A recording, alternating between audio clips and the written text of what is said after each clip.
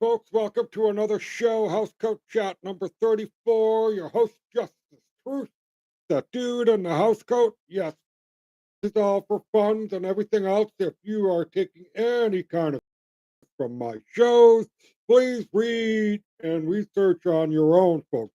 Don't take my word for it. After all, I'm just a dude in a housecoat. I am not the so-called experts on anything. I'm just a jack of all trades that likes to read. Yes, yes, yes. How you doing? It is after 3 o'clock, 20 after 3 to be exact. Still nursing a coffee. Imagine that, eh? It's cold and sweet, but it's delicious.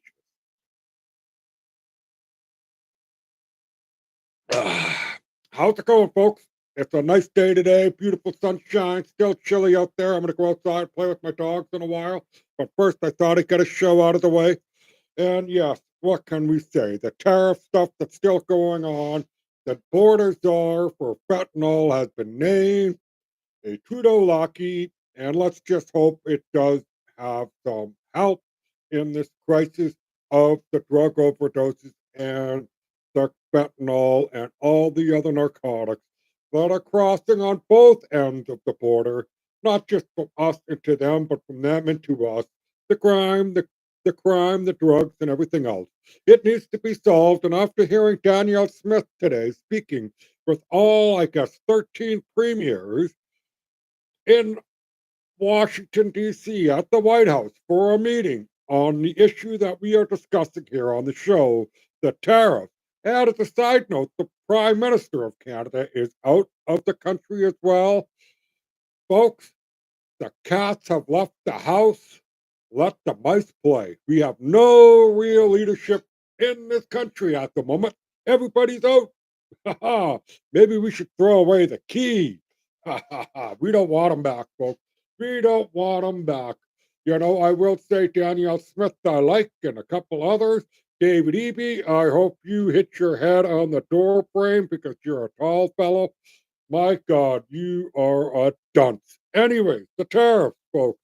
Yes, they are harsh. They slap more tariff down on us and everything else because Trump wants action. He's not pussyfooting around, folks. I guess when you get shot at, you kind of put the pedal to the metal of what you want to get done for your country. Because who knows when that next bullet may come and hit him. I pray, positive vibes, energy, the whole 9 yards, that we have no other attempted assassination on any politicians, to be honest, any of them. Just leave if you're bad, right? And Justin Trudeau, David Eby, and a host of others, I hope you leave yesterday. The tariffs, folks, yes, it's a looming crisis over our head. Everybody's barking their dogs, and you hear Team Canada. Yes, let's fight for Canada. Unless it's a pipeline to go to Quebec, then no. Unless it's about the dairy cartel, no. Then who says no? Quebec. Maybe Quebec should just be its own country without any money from us, because after diving down a little bit of a history lesson from Frank Bond, if you don't know who Frank Bond is, please check him out on YouTube and X. He is an excellent speaker, does his work for free. He is a researcher, and yes, he is bang on. Has a little bit of a history lesson in his show yesterday. I recommend it, folks. We in the West have been constantly screwed over by the East time and time and time again.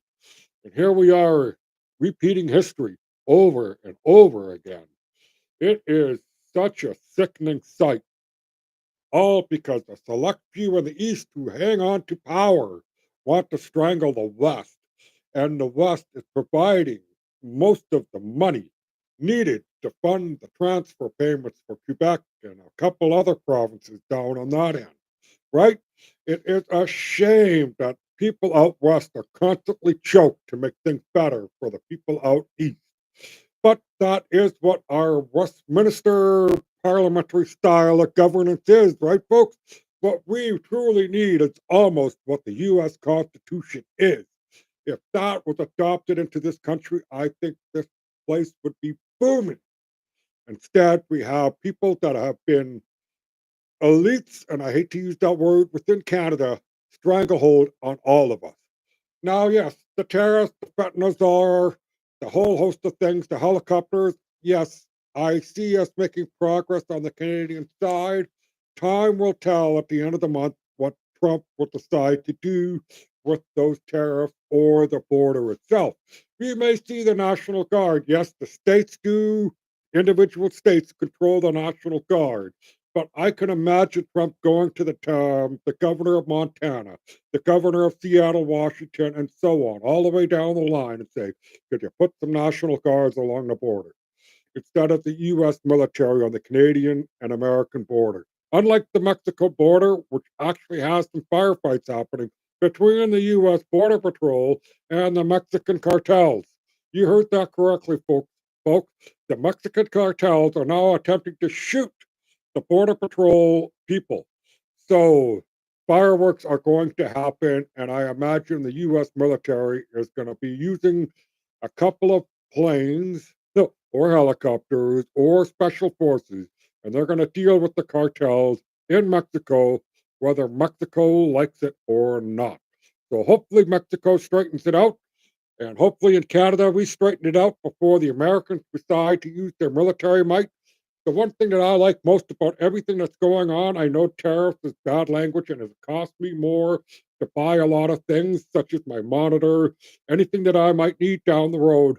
But it is a fight that I'm willing to go along with, and I am willing to pay more if I had to, if it stops people from dying from drugs that are coming from overseas, manufactured here with precursor chemicals and shipped. I read earlier today we are a net supplier of these illegal things, which means we are exporting whatever we're not consuming within our own country for this illicit drug trade. BC government is affected by this. They are whole deep in it, folks. They are well aware that their safe supply that they're supplying is being sold on the streets, hand over fist. We give it away for free, and the person is selling it for money to buy a harder drug. Yes, if the person who's taking the safe supply is selling their safe supply for the drug that killed their buddy yesterday because they want that drug. It's a strange world, folks. It is very strange. And we, as Canadian citizens, or as I should say, I, as a Canadian citizen, and I should say, we, as in hopeful, I would like to see this drug trade and fentanyl crisis crushed, folks. It needs to be crushed. It is devastating. If you actually go down the rabbit hole of the whole thing, you are going to be shocked at the level of incompetence, the level of ignorance, and the level of see no, hear no evil from our elected officials on this issue. Mark Emery, if you remember, folks, was arrested years ago in Winnipeg for one joint and had to spend time in jail. Positive vibes to Mark Emery. Thank you for being an outspoken person. He spent more time in jail for a single joint than a guy who hauled kilograms of fentanyl and drugs into this country. They are walking the streets. Isn't that amazing? Amazing, folks. I mean, seriously. That's it. I'm kind of combining the tariff story and I'm talking about BC, and it's my next topic. But yes, in BC, we have a dictator and a hobbyist of David Eby. He is a hobbyist. It is my nickname. The other nickname I have for David is David I Eat Edibles Eby or Edible Eby. I know it sounds kind of sexualized or whatever, but the guy is a walking, talking, I don't know how to describe him. He may be a smart, intelligent man, but he is not leading this province. He is misleading it. And somebody, in my opinion, above him is controlling him because they helped him get elected. Yeah. I mean, why else would the parliament or a legislation building in BC be shut down for such an extended period of time? Why is our elected official, my MLA, the official opposition, trying to get Eby back into work? And let's fix some issues for this province, right? I mean, the opioid crisis, folks, this is how the BC government, Adrian Dix, David Eby, Bonnie Henry have decided to do. Instead of listing the overdose deaths of people dying on the streets from opioids, the drug addiction, They're now going to reclassify it as pharmaceutical deaths under a whole new category for people who maybe, like myself, on pain medication and stuff. I died because I might have either taken one too soon, not taken one, or taken too many, and I died, or it was a bad product, right? Osmanic. If you're taking osmanic, and I hope I said it right, stop taking it. It's not worth the risk. Diet and exercise, folks. Osmanic is not the way to go. But the opioid crisis, folks, is now kind of been swept under the rug. Just kind of like how the health officials, the doctors, nurses, and everybody in the industry of hospital care for BC people, they can't speak out against the government. I just found out earlier today, and I'm going to go look at it up a lot more, maybe even try and talk to a lawyer about it that's in BC. But now it appears that the BC legal people, our lawyers, judges, and everybody else involved, is now under the same kind of idiotic scheme as with the doctors and nurses. You cannot criticize the government. Where are we going, folks? As an avid fan, and I mean I am an avid fan of China Uncensored, a show on YouTube that talks about issues going on in the beautiful country of China, not the party people, the Chinese Communist Party people, or the PLA, the People's Liberation Army. The country is beautiful. The people are decent. It's their corruption, their government, and everything else. They got their sticky fingers all over Canada, folks. All over. You think, just think. I know I'm going to be off a little sidebar, but keep in mind about what I'm about to say. Greenland is being sought by the United States as an asset for its minerals and other things. And the other things is national security. And by national security, I mean airspace, the right of passage to go through the Northwest Passage, because don't forget, the Russians also are interested in it. The European Union's also interested in it, even though they're an ally, and even though China doesn't really have a border along the Arctic Circle, they also express an interest in it. And this is where I'm going to get to with China and all this on the Northwest Passage for the Arctic. Somehow, our Canadian government sold a defunct mine up in the north that actually has no road leading to it. It has a port, it has a landing strip. And honestly, do we honestly know if the Chinese are sending up a submarine up there? After all, guess what? The Canadian military up there has found Chinese listening drum devices in the water in our sovereign territory from China. Think on that one, folks. And I know I'm to BC and everything else, but the government isn't captured by Chinese. It truly is. If you see who is on David Ebby's team that helped him get elected and the history of that man, I'm not saying the name, folks. You have to go out there and read and research and do a little bit of due diligence. Why should I try and make it easy for you as a listener? I mean, I would like to tell you, but then I'm going to have people, oh, no, he's not that. He's not this. You go look it up. The person that worked with David Eby also got money from David Eby. And guess what? That was for electoral reform back in about 2019. Kind of stinks, doesn't it? Yes, I think so. You just look at it. Even the election interference report from Hogue is not so is pretty damning, but not so damning. She left out a lot of things. If you were to listen to Sam Cooper and if you were to listen to Andy Lee, people that have actually deep dived and aren't partisan and aren't a part of the Trudeau protectionism or the Liberal Party protectionism, you will realize that there's more than 11 MPs that are a problem. It's up to 50 plus, folks, that may have some kind of a foreign influence, especially from China, some from India. You can't make this stuff up. Yes, and look at this. Our province, since EB has become the premier, the doctors and nurses can't speak out. Now lawyers Kelly can't speak out. He is not doing what he should be doing for the good of BC. He is doing it for other people's reasons. And if you really think about what I've heard today, also from Sam Cooper, yes, again, a shout out and positive vibes to that man for his reporting. I want to find his book. I may buy his book, and I should buy his book on the foreign interference stuff so I can have a better understanding of the seriousness of the situation.